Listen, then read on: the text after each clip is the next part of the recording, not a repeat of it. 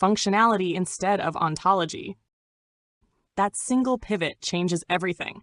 Most misunderstandings happen because people quietly assume the Buddha was answering questions like, what exists? What is ultimately real? What am I really? But the Buddha is almost always doing something else. What is this doing? What role does this play in suffering or release? How does this operate when taken up, and what happens when it's not? That's a functional frame, not an ontological one. How this dissolves the big misconceptions.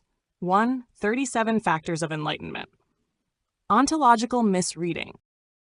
These are qualities that exist in an enlightened being. I need to have them. Which ones do I lack? Functional reading. These are operational supports. Each factor does a job. Together, they stabilize non-delusion and release needs. They're not traits you own. They're conditions that make unwholesome patterns unable to function. When the function is fulfilled, the factor doesn't need to be maintained. 2. Dependent arising, pitaka samuppada. This is where ontology does the most damage. Ontological misreading. A cosmic chain. A metaphysical explanation of existence.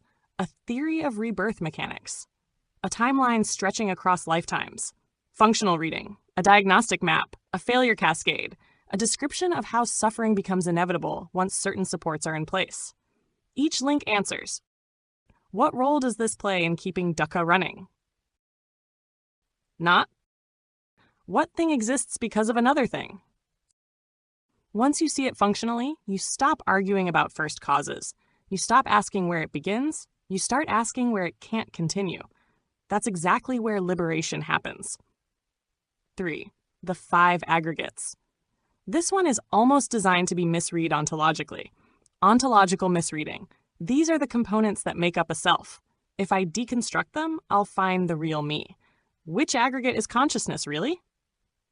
Functional reading. The aggregates are points of appropriation, places where ownership sneaks in, sites where stress is manufactured. They are not what you are. They are where clinging operates. Each aggregate answers, how does appropriation take hold here? Not, what substance does this represent? That's why the Buddha keeps saying, this is not mine, this I am not, this is not myself. He's not making a metaphysical claim, he's interrupting a function. Why functionality fits the Buddha's style perfectly. Once you see this, a lot of things snap into place.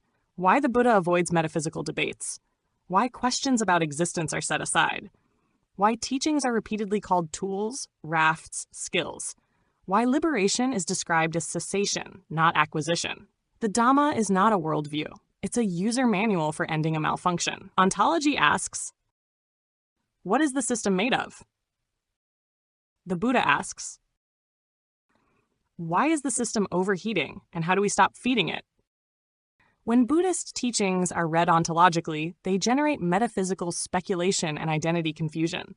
When they are read functionally, they reveal points of leverage, where suffering is produced, sustained, and can be disabled.